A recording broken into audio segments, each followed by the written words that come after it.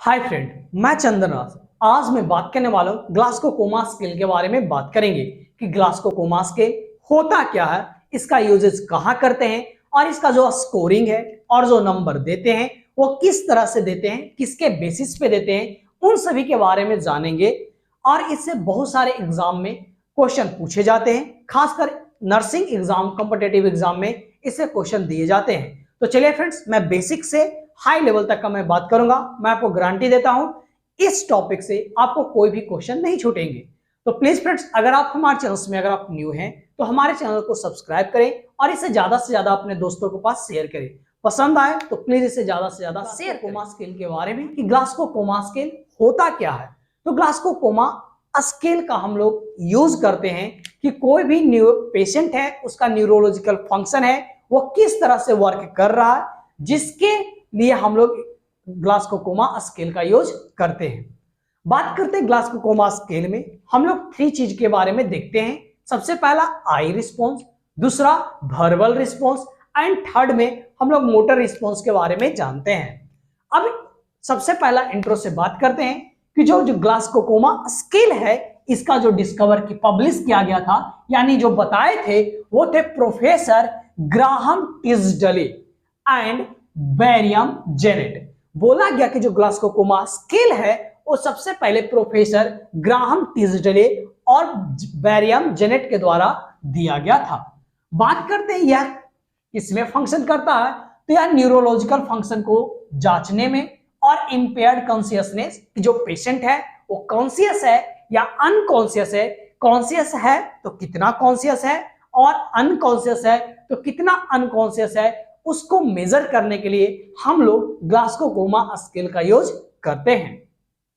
बात करते हैं इसके स्कोर के बारे में। तो इसका जो मिनिमम मार्क्स होते हैं, जैसे आई का हम लोग करते हैं तो आई में कितना मार्क्स देंगे, वर्बल रिस्पॉन्स है तो उसमें कितना मार्क्स देंगे, एंड लास्टली मोटर रिस्पॉन्स है तो उसमें कितना मार्क्स देंगे। तो उसके आधार पर जो मिनिमम मार्क्स होते हैं वो 1 होते हैं और जो मैक्सिमम होता है वो 6 होते हैं। यहां पर फ्रेंड्स एक क्वेश्चन बनते हैं कि सबसे ज्यादा मैक्सिमम नंबर कौन से रिस्पॉन्स में दिया जाता है, तो किसमें दिया जाता है, मोटर रिस्पॉन्स में दिए जाते हैं। बात करते हैं मिनिमम स्कोर के बारे में। जब तीनों रिस्पॉन्स के जो नंबर है उसको जब ऐड करते हैं और जब हम बताते हैं तो उसको क्या बोलते हैं, स्कोर बोलते हैं। तो जो मिनिमम स्कोर होता है वो 3 होता है एंड मैक्सिमम स्कोर 15 होता है। यहां पर भी 2 क्वेश्चन बनते हैं कि जो मिनिमम स्कोर होता है ग्लास्को-कोमा का वो कितना होता है, तो 3 होता है और मैक्सिमम कितना होता है, 15 स्कोर होते हैं। यहां पे याद रखने वाली बात है कि ग्लास्को-कोमा स्केल में कभी भी 0 मार्क्स नहीं होते हैं या फिर स्कोर नहीं होते हैं। बात करते हैं ड्यूरिंग सीजीएस एग्जामिनेशन, यानी ग्लास्को-कोमा एग्जामिनेशन में हम लोग 3 चीज के बारे में देखते हैं। आई ओपनिंग, वर्बल रिस्पॉन्स कैसा है, मोटर रिस्पॉन्स कितना है, इन सभी के बारे में। तो इसको याद करने का ट्रिक है E4 V5 M6, E4 V5 M6। इसका हाई स्कोर कितना हो गया, 15 हो गया। 5 4 9 और 9 6 15। तो जो हाईएस्ट स्कोर होता है वो 15 होता है और लोएस्ट स्कोर अगर 1 1 1 भी अगर तीनों में दे रहे हैं तो इसका कितना हो जाएगा, तो लोएस्ट स्कोर 3 है और मैक्सिमम कितना हो जाएगा, 15 हो जाएगा। तो फ्रेंड्स, यहां तक मैंने अभी ये बात किया कि ग्लास्को-कोमा स्केल का हम लोग यूज करते हैं न्यूरोलॉजिकल जो फंक्शन है उसको असेस करने के लिए। पेशेंट कॉन्शियस है या अनकॉन्शियस है, कितना कॉन्शियस है कितना अनकॉन्शियस है, जिसके बारे में हम लोग जानने के लिए करते हैं। इसका जो खोज किए थे, बताए थे पहली बार, वो प्रोफेसर ग्राहम टिस्डले और बैरियम जेनेट के द्वारा दिया गया था। इसमें हम लोग 3 पैरामीटर्स को देखते हैं। सबसे पहला आई, सेकंड हम लोग देखते हैं वर्बल रिस्पॉन्स उसका कितना है और मोटर रिस्पॉन्स कितना है।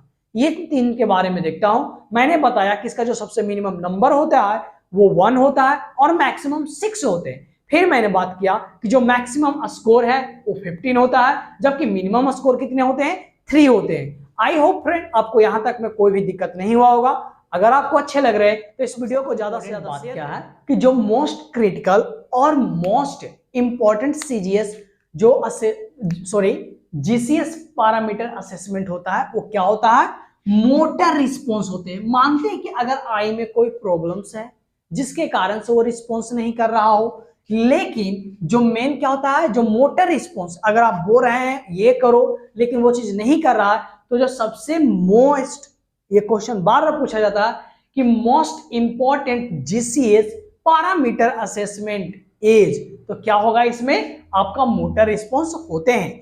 अब बात करते हैं इसमें कि अगर किसी का स्कोर 8 हो या फिर 8 से कम हो तो उसको हम लोग क्या मानते हैं, अनकॉन्शियस मानते हैं, यानी इस पेशेंट को फुल्ली क्या करना पड़ेगा, केयर प्रोवाइड करना पड़ेगा।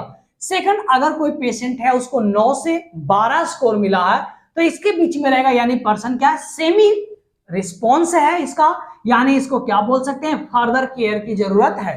बात करते हैं अगर 13 से 15 है तो पर्सन क्या है, या फुल्ली कॉन्शियस है, इसको कोई भी उतना जरूरत नहीं है केयर देने का, सिर्फ जो अगर इसमें कोई भी दिक्कत वगैरह है, इंजर्ड है, तो उसका सिर्फ ट्रीटमेंट करना होता है। अब बात करते हैं स्टार्टिंग, अब करते हैं आई से। अगर कोई पर्सन है, मानो अगर कोई पेशेंट है लाल बाबू, मानो एक मैंने पेशेंट मान लिया लाल बाबू, ओके। अगर मैं बोलता हूं इसके बेड पे जा, ऐसे इसके बेड के पास जस्ट मैं पहुंचा और ये जो लाल बाबू है ये क्या किया, आई को अपना ओपन कर दिए, हमें कुछ बिना बोले ही, तो इसको हम कितना मार्क्स देंगे, 4 मार्क्स देंगे। अगर हम वहां पर जाते हैं और बोलते हैं लाल बाबू, तो देन अगर वो उठता है तो देन हम उसको क्या बोल देंगे, 3 मार्क्स देंगे। अगर कोई पर्सन है, अगर उसको हम लोग जाकर बोल रहे हैं, जैसे यही पर्सन है लाल बाबू ही, अगर इसको बोल रहे हैं लाल बाबू उठो, लेकिन वह कोई भी रिस्पॉन्स नहीं, पहला तो उसके बेड के पास गए, आई अपना ओपन नहीं किया, फिर मैं बोला उसके नेम लेकर किया, तब भी वो रिस्पॉन्स नहीं किया। देन जब हम उसको पेनफुल स्टिमुलेशन देते हैं, या तो उसको पैर पे चुट्टी काटना या फिर कोई चीज से उसके जो बॉडी शरीर है उस पर टच करना, तो जिसके कारण से अगर आई ओपन करता है, आपके तरफ देखता है, तो देन उसको हम कितना मार्क्स देंगे, 2 मार्क्स देंगे। और अगर उसको कितना भी पेनफुल स्टिमुलेशन वगैरह दे दिए, बोल लिए, तो भी अगर रिस्पॉन्स नहीं दे रहा है तो उसका मार्क्स कितना देते हैं, 1 मार्क्स देते हैं। तो इस तरह से आई रिस्पॉन्स में मार्क्स देते हैं। अब सेकंड बात करते हैं वर्बल रिस्पॉन्स के बारे में कि इसमें हम कैसे मार्क्स देते हैं, जिसके आधार पे अगर मानो फिर से हम जो लाल बाबू थे उसके पास में गया, ठीक, मैंने पेशेंट के पास गया, मैंने बोला आपका नाम क्या है, तो उसने क्या किया, नाम बता दिया, टाइम कितना हो रहा है वो बता दिए, आप कहाँ पे हैं वो बता दे रहा है, और मैं कौन हूं या फिर ये कौन है, जो उनके अटेंडेंट है उनसे अगर पूछा कि ये कौन है, अगर इन सभी का अगर वो रिस्पॉन्स दे रहा है तो देन हम उसको क्या मानेंगे, ओरिएंटेड है, इसको हम कितना मार्क्स देंगे, 5 मार्क्स देंगे। अगर वो पर्सन है वो हल्का कंफ्यूज हो रहा है, अगर पूछ रहे हो आप कहाँ हो, कहाँ है, तो इस तरह से अगर कंफ्यूज हो रहा है तो इसको क्या देंगे, 4 मार्क्स देंगे। अगर इनएप्रोप्रिएट वर्ड का यूज कर रहा है, जैसे अगर आप बोल रहे हैं कि आपका नाम क्या है, तो हाँ हम नहीं खाना खाए हैं, अभी नहीं हम खाए हैं, अभी हम घर जाएं, तो इस तरह से अगर इनएप्रोप्रिएट वर्ड का यूज कर रहा है तो हम लोग 3 देंगे। अगर इनएप्रोप्रिएट साउंड अगर दे रहा है, जैसे अगर उसको हम क्या बोल रहे हैं कि अगर हम पूछ रहे हैं कि हाँ बताओ तुम्हारे अभी तुम कहाँ हो, तो बोलेगा क्या कि हम अभी घर में हैं, हम अभी यहाँ हैं। तो अगर अलग अलग इनएप्रोप्रिएट साउंड निकाल रहा है, अगर कुछ आप बोल रहे हैं तो उसमें इस तरह से रिस्पॉन्स दे रहा है, तो उसको हम क्या बोलेंगे, 2 मार्क्स देंगे। और अगर कोई भी रिस्पॉन्स नहीं दे रहा, कितना भी आप पूछ रहे हो क्या कर रहे हो, लेकिन वह कोई भी रिस्पॉन्स नहीं दे रहा, तो उसमें 1 मार्क्स देते हैं। एक बार फिर से समझो दोस्त कि अगर हम टीपीपी में हम लोग 5 मार्क्स देते हैं, टी का मतलब कि अगर कोई पर्सन है उससे आप टाइम पूछ रहे हो वो बता दे रहा हो, कहां पर है, अगर वो बोल रहा है कि हम हॉस्पिटल में हैं तो देन वो, एंड अगर जो पर्सन है हम कौन है, अगर आप बोल दे रहे हैं कि आप डॉक्टर हैं, तो देन इसको हम कितना मार्क्स देंगे, 5 मार्क्स देंगे। कंफ्यूज, अगर उसका जो आंसर कन्वर्सेशन है वो कंफ्यूज है, अगर पूछ रहे हैं मेरा नाम क्या है, आपका नाम क्या है, तो इधर से हाँ मेरा नाम, तो इस तरह कंफ्यूज होकर अगर थोड़ा लेट से अगर जवाब दे रहा हो तो उसको 4 मार्क्स देंगे। इनएप्रोप्रिएट वर्ड, जैसे कि अगर आप उसको नाम पूछे और अगर बोले हाँ हम नहीं खाए, हम ये नहीं किए हैं, तो देन उसको क्या करेंगे, 3 मार्क्स देंगे। और इनएप्रोप्रिएट साउंड, जैसे कि अगर आप पूछे आप कहां से हो, इस तरह से अगर जवाब दे रहा है, कोई भी रिस्पॉन्स नहीं कर रहा है, मतलब जवाब सही से नहीं दे रहा है, तो वैसे अगर इनएप्रोप्रिएट साउंड निकाल रहा है तो उसको 2 मार्क्स देते हैं। और अगर कोई भी रिस्पॉन्स नहीं दे रहा है तो उसको कितना देते हैं, 1 मार्क्स देते हैं। बात करते हैं मोटर रिस्पॉन्स के बारे में कि अगर ओबे सिंपल कमांड, अगर जैसे हम बोल रहे हैं हाथ उठाओ तो देन हाथ उठा दे रहा है तो उसको हम कितने मार्क्स देंगे, 6 मार्क्स देंगे। कमांड विथ पेनफुल स्टिमुलाई, अगर उसको बोल रहे हैं कि हाथ उठाओ तो देन इस तरह से अगर पेनफुल स्टिमुलाई दे रहा है तो देन उसको 5 मार्क्स देंगे।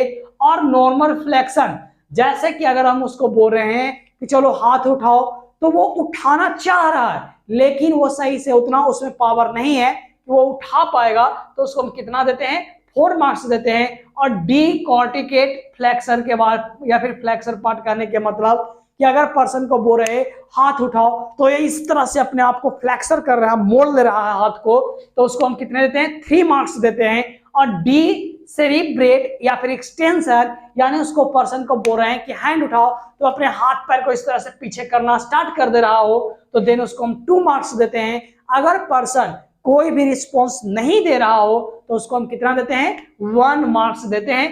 तो इस तरह से फ्रेंड्स हम लोग मार्किंग करते हैं और फिर तीनों को सम करके हम लोग स्कोर मिलाते हैं, फिर बताते हैं कि पर्सन है वो फुल्ली कॉन्शियस है या अनकॉन्शियस है या सेमी कॉन्शियस है, तो इन सभी के बारे में बताते हैं। तो चलिए फ्रेंड्स, आपको अगर आपको समझ गए हैं तो मैं एक क्वेश्चन देता हूं, आप जरूर कमेंट करके आई रिस्पॉन्स। एक पेशेंट है जो आया है with I response of painful stimuli, जो उसका जो आई का रिस्पॉन्स है उसमें पेनफुल स्टिमुलाई दिखा गया है और उसका जो वर्बल रिस्पॉन्स है वो कैसा है, कंफ्यूज्ड है। और जो पर्सन का जो एक्सटेंशन क्या है, जो पर्सन का जो एक्टिविटी है वो क्या है, एक्सटेंशन ऑफ हैंड पोस्चर, जो उसका मोटर एक्टिविटी है वो कैसा है, एक्सटेंशन ऑफ हैंड पोस्चर है। तो बताओ कि जो पर्सन है वो कॉन्शियस है या सेमी कॉन्शियस है या अनकॉन्शियस है या फिर नन ऑफ दीज है। तो जल्दी से हमें कमेंट करके बताएं। अगर आपको पसंद आया हो तो इस वीडियो को ज्यादा से ज्यादा शेयर करें और हमारे चैनल को सब्सक्राइब करना ना भूलें। Thank you so much friend, support medical nursing अड्डा 2.0।